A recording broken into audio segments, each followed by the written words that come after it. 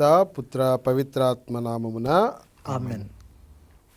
ప్రభువు మీతో ఉందురుగాక, మీ ఆత్మతో ఉండునుగాక. పునీత మత్తయ్య గారు రాసిన పవిత్ర సువిశేషంలోని భాగము. ప్రభువా మీకు మహిమ కలుగునుగాక. పునీత మత్తయ్య గారు రాసిన శుభవార్త 8వ అధ్యాయము 1వ వచనం నుండి 4వ వచనం వరకు.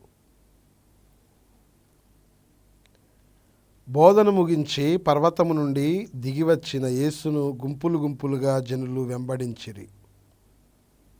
ఆ సమయమున కుష్ఠరోగి ఒకడు వచ్చి ప్రభువు ముందు మోకరించి, ప్రభూ, నీకు ఇష్టమైనచో నన్ను శుద్ధిని చేయగలవు అని పలికెను. అంతట యేసు తన చేయి చాపి అతనిని తాకి, నాకిష్టమే, నీకు శుద్ధి కలుగునుగాక అని పలికెను. వెంటనే వాని కుష్ఠము పోయి వాడు శుద్ధుడాయెను. యేసు అతనితో, ఈ విషయమును ఎవరితోనూ చెప్పవలదు, నీవు వెళ్ళి అర్చకునకు కనిపింపుము, నీ స్వస్థతను వారికి నిరూపించుటకై మోషే ఆజ్ఞానుసారము కానుకను సమర్పింపుము అని పలికెను. ఇది క్రీస్తు ప్రభుని సువిశేషము. క్రీస్తువా మీకు స్తుతి కలుగునుగాక. క్రీస్తునాథుని యందు ప్రియ సహోదరి సహోదరులారా, దేవుని యందు ప్రియ విశ్వాసులారా, ఒక అద్భుతమైనటువంటి ఆశ్చర్యకరమైనటువంటి సంఘటనను మనం ఈరోజు సువిశేషంలో చూస్తూ ఉన్నాం. కని విని ఎరుగునటువంటి విధంగా ఎవరు ఎప్పుడు కూడా చూడనటువంటి ఒక అద్భుత కార్యాన్ని యేసు ప్రభు ప్రజలందరి ముందు చేసి చూపించటము ఈరోజు మనం చదివినటువంటి సువిశేషంలో మనం వింటూ ఉన్నాం. ఈ యొక్క అద్భుతము, ప్రభువు కుష్ఠరోగికి స్వస్థతను దయచేసినటువంటి అద్భుతము, యేసు ప్రభు యొక్క పరిపూర్ణమైనటువంటి ప్రేమకు, జాలికి, దయకు, కరుణకు పరాకాష్ఠగా మనం చూడవచ్చు. ఎందుకు ఈ మాటలు చెప్తూ ఉన్నాను అంటే, పరిశుద్ధ గ్రంథములోను అదేవిధంగా చరిత్రను మనం పరిశీలిస్తే కుష్ఠరోగుల యొక్క పరిస్థితి, వారి యొక్క జీవన విధానము భయంకరంగా ఉంటూ ఉండేది.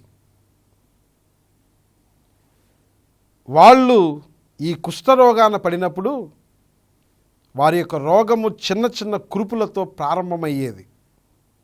ఈ చిన్న చిన్న కురుపులు పుండ్లుగా తయారు కావటం, ఈ పుండ్ల నుండి చీము రసము కారడము, దుర్వాసనతో కూడినటువంటి చీము రసము కారణము, కనురెప్పలు రాలిపోవడము, కళ్ళు తేలేయడము, స్వరతంతులు గొంతు పుండ్లతో నిండిపోవడము, గొంతు పీలగా మారిపోవడము, కాళ్ళు చేతులన్నీ కూడా పుండ్లతో నిండిపోవడము, ఈ యొక్క కాళ్ళు వేళ్ళు చేతులన్నీ కూడా కొంచెం కొంచెంగా తినివేసేసి మిగిలినదంతా కూడా ఊడి పడిపోవడం.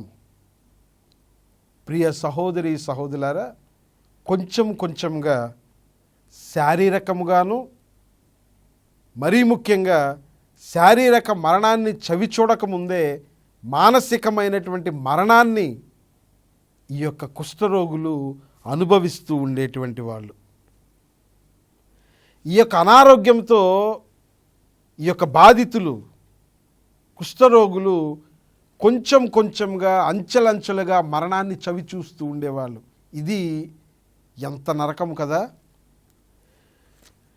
లేవీకాండంలో 13వ అధ్యాయము 45-46 వచనాల్లో మనము వారి యొక్క పరిస్థితిని గురించి, యోధా సాంప్రదాయంలో ఎటువంటి నియమాలు ఉండేటువంటివో మనం చదువుతూ ఉన్నాం. లేవీకాండము 13వ అధ్యాయము 45-46 వచనాల్లో ఈ విధంగా రాయబడి ఉంది.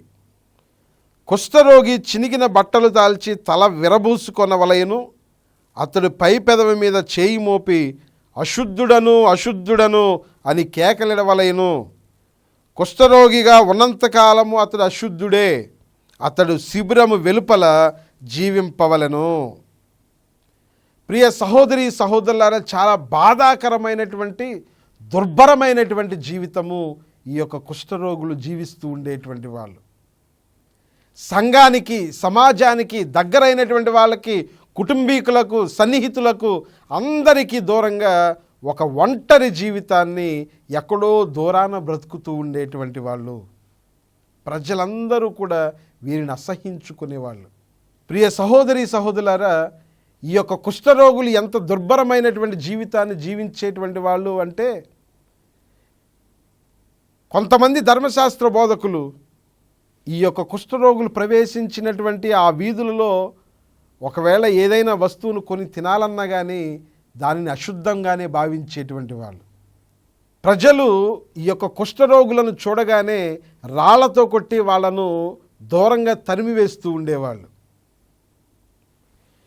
100 అడుగుల దూరంలో ఉండాలి, అశుద్ధుడను అని గట్టిగా కేకలు వేస్తూ ఉండాలి. ప్రియ సహోదరి సహోదరులారా, ఒక వ్యక్తిని సంఘం నుండి దూరం చేసే దీనికన్నా దుర్భరమైనటువంటి రోగము మరేది కూడా లేదు అనేటువంటి భావన ఇదిగో చూడండి, దీన్ని బట్టి మనకు అర్థమవుతుంది.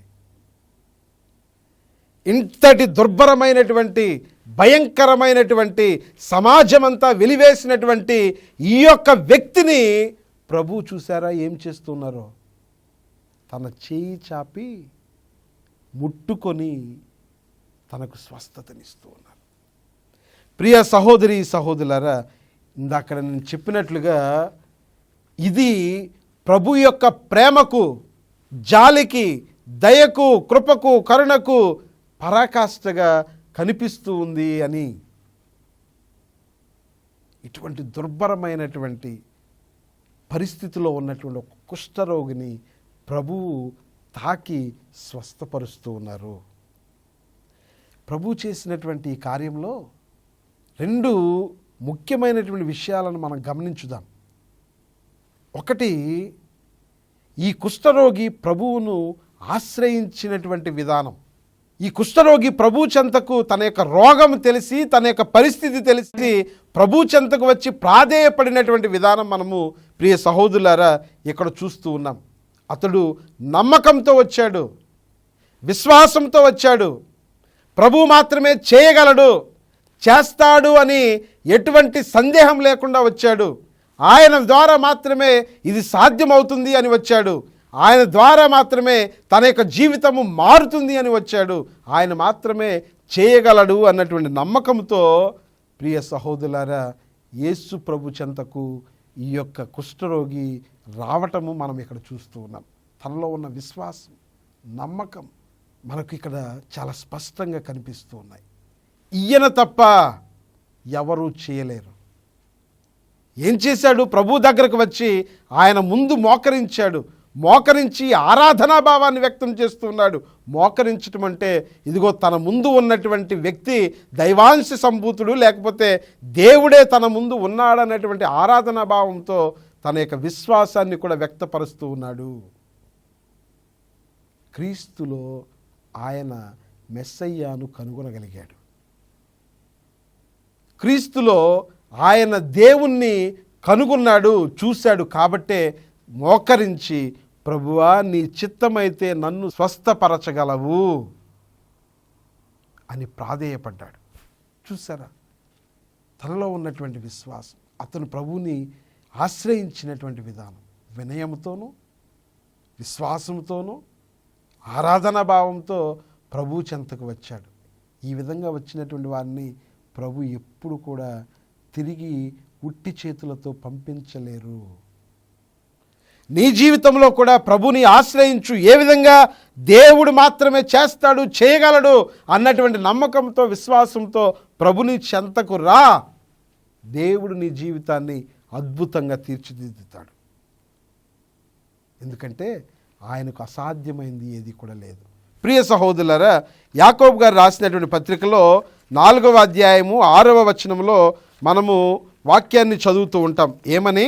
దేవుడు అహంకారులను ఎదిరించును, వినమ్రులకు కృపను అధికముగా అనుగ్రహించును. గర్వాత్ములు, అహంకారంతో ఉన్నటువంటి వారు దేవుని యొక్క కృపను పొందలేరు. ప్రియ సహోదరులారా, ఎవరైతే వినయము కలుగు జీవిస్తారో, వినయాత్ములుగా ఉంటారో, దేవుణ్ణి ఈ వినయము కలిగినటువంటి హృదయముతో ఆయన చెంతకు వస్తారో వారు తప్పకుండా దేవుని యొక్క కృపను అధికముగా పొందుతారు అని వాక్యము మనకు తెలియజేస్తుంది. ఈ యొక్క వ్యక్తి ఆ విధంగా ప్రభువుని ఆశ్రయించాడు.